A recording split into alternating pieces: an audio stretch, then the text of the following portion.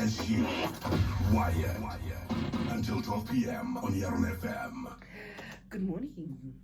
Good morning. How are you? Kimonat. Oh, yeah? Oh, yes. Yes. You're looking good, by the way. Thank you. Okay. I try. Uh-huh. Yes. Ragay. What am I going places? Okay. Ramafilong. Signing checks. Give me that pen. Let me sign it. So today we're talking about the different tools of discipline, right? This is in relation to the conversation that we were having in terms of what is the difference between discipline as well as punishment, right? Yeah. Now, I guess the first thing is just to understand what do we mean in this case when we say the different tools of discipline. Okay, remember I gave that analogy of like you have a toolbox in your garage or right? You have a toolbox, and in the toolbox you have different tools and they do different things, and you have to know what works best in what situation. And so the same thing is with discipline. As a gentle parenting coach, there are different tools that we use in order to carry out discipline. And this will depend on, for example, the developmental stage that your child is in. Like, I will not communicate the same way with my 2-year-old how I do with my 10-year-old. Right? So there are different tools that you use based on the developmental stage of your child and based on what the need is at that moment. And so we can get right into it. Yes. Yeah. So what are the different tools then? What am I looking at? What are my options? Okay. So remember, we talked about different pillars that you need to remember. They have to be at the back of your mind when you decide what tool am I using right now. Yes. Right? And that's one. Communication, behavior is communication. Okay? All behavior is communication.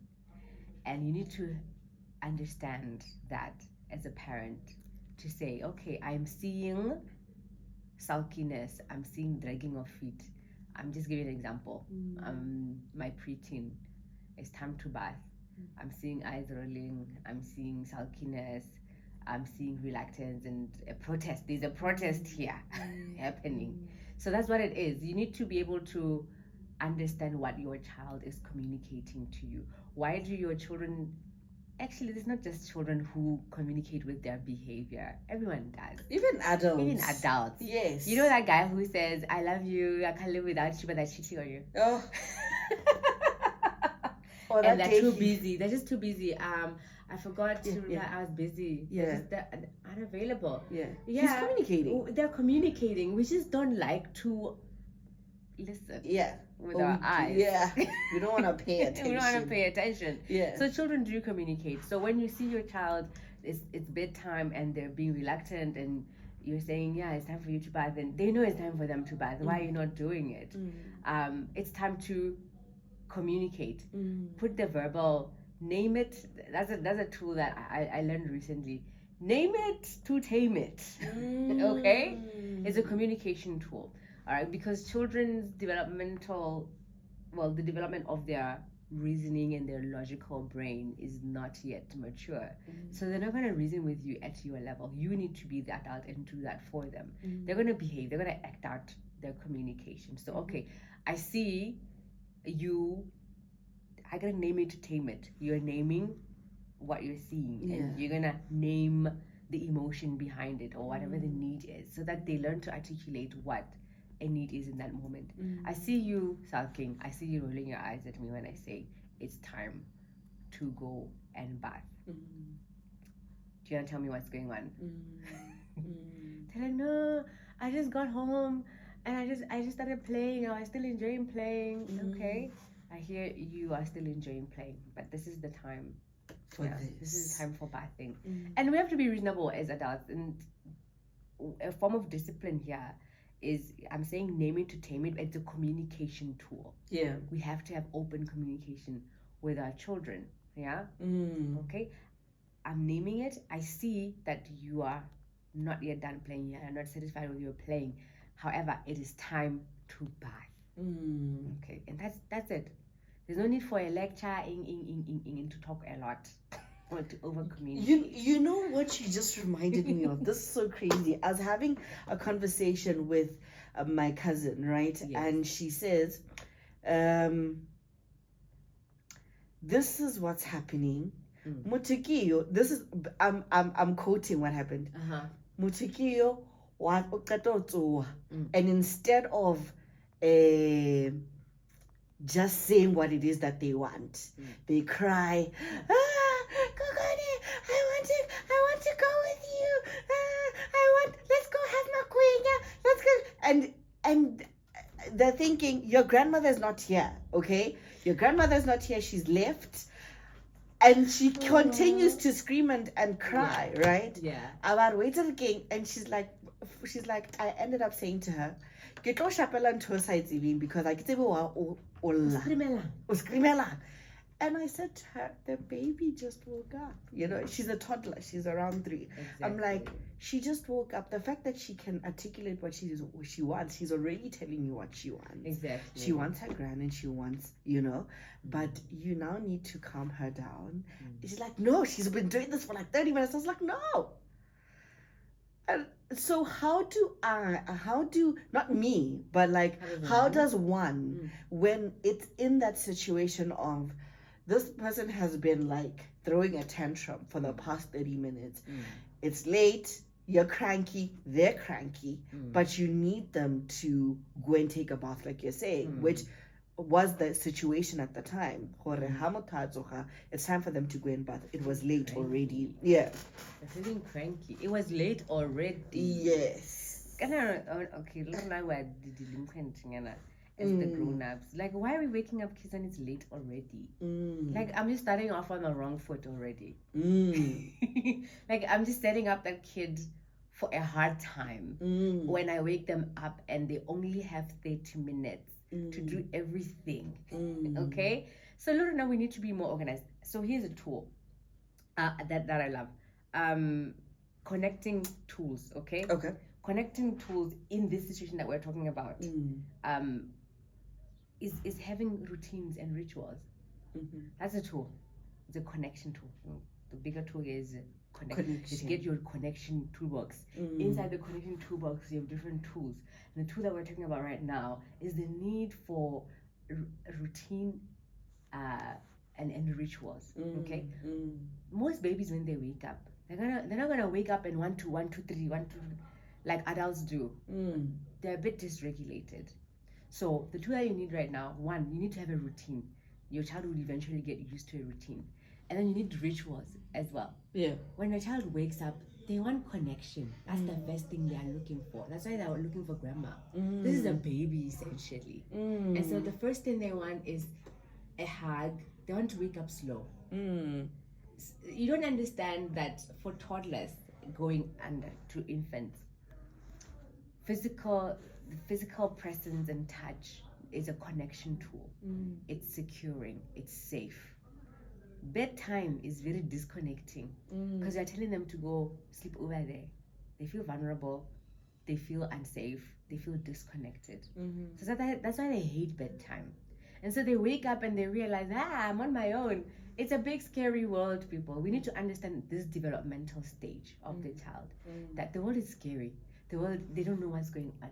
They need an anchor, a physical presence of someone that they can touch, they feel close to. So have a ritual where you wake up in the morning, you wake up early, like in time, to have a connection ritual with your child and hug them, say good morning, I'm happy to see you. They wake up slow, and then you ease them into their routine. Okay, now it's time to whatever it is.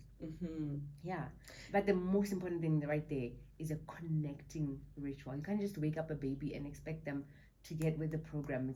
Get up immediately, dab a change, brush your teeth, eat your food.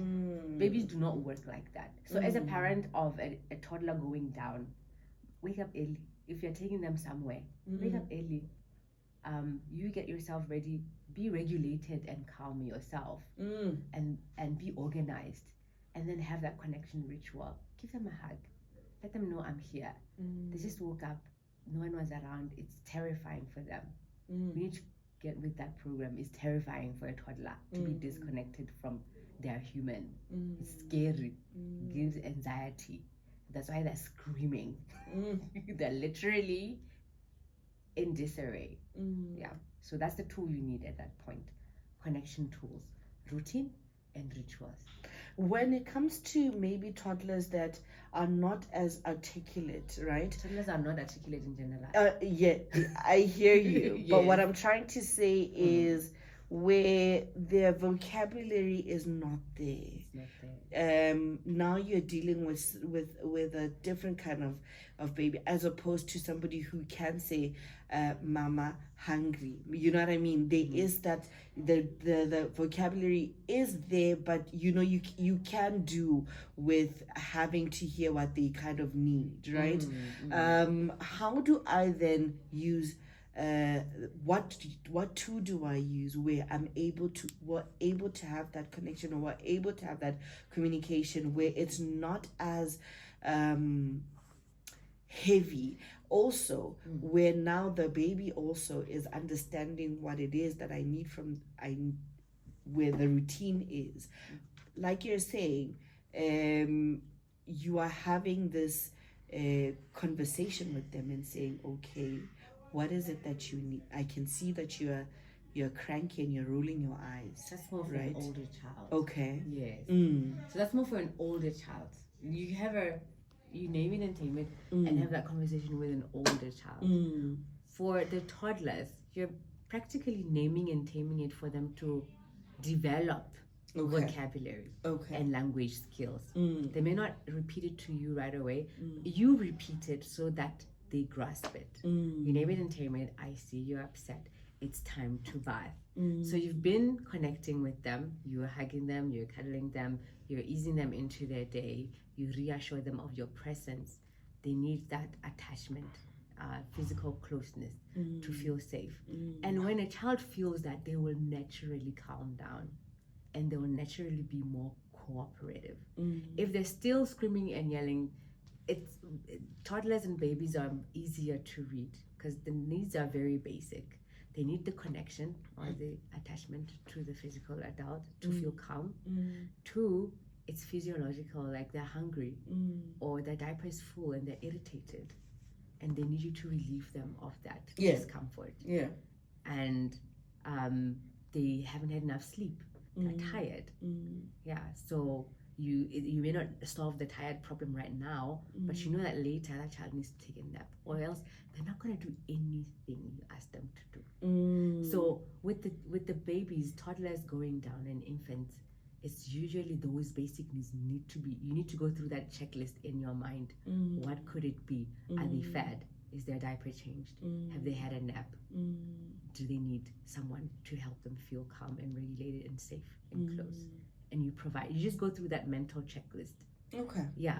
And if you don't, they're going to be screaming and they're not going to cooperate. And remember this with toddlers going down, it's connection before correction. Yeah. Do that connection to calm them down. You're not going to get a toddler who's dysregulated to do anything. They're going to be wiggling and wiggling like a fish out of water. Thursday, I want us to now start exploring that, like you're saying, I'm now understanding when it comes to toddlers and babies, right? And maybe somebody's listening and thinking, okay, I have more of an older child now. I'm dealing with somebody who's in higher primary. Or even just lower, like from 5 to 11 years old. Exactly. So I want us to now explore, okay, what tools can I use for discipline when it comes to them? And then we also get into the preteen. Yes. Well, there's a bit of, I want my independence. I got this. I know what I want. They do. And that's the thing. Even toddlers want their independence. Yeah. That's another need. That you have to understand for toddlers, that they need independence and autonomy. They're just the older toddlers, like my 18 months, they're just kind of coming out of the infant stage. But when you get like the terrible twos, like you're always vilifying them. At that stage, they just realize that they're their own being. I'm like, I'm separate from mom. I'm separate from dad. I want to try this, and they do want to try it. So your role is to empower with options. That's a tool that you use to get cooperation from a toddler. Offer options within limits. Yeah. So, for example, it's time to bath. You can keep it playful, and say, "Hey, it's bath time. Are we gonna hop to the bathtub, or are we gonna run to the bathtub? On your marks, ready, set, go." And we go. So with toddlers, we get so frustrated because it's us who are dysregulated. A lot of time because we're in a rush. We're hardly organized. We're in a rush. We need to get this done now. That's not the time frame of a toddler. Yes. They don't understand They don't understand time. And so you, as the adult, be organized, be regulated. So now it's bath time, and you're like, hey, it's bath time. Are we gonna hop there? Are we gonna run there? Because bathing, we shall bath. Yeah. That one is not what we're compromising. With the bubbles today? We're not doing bubbles today. So that offering of options as a tool, the main point behind it is to give the toddler a sense of power. And choice. And autonomy.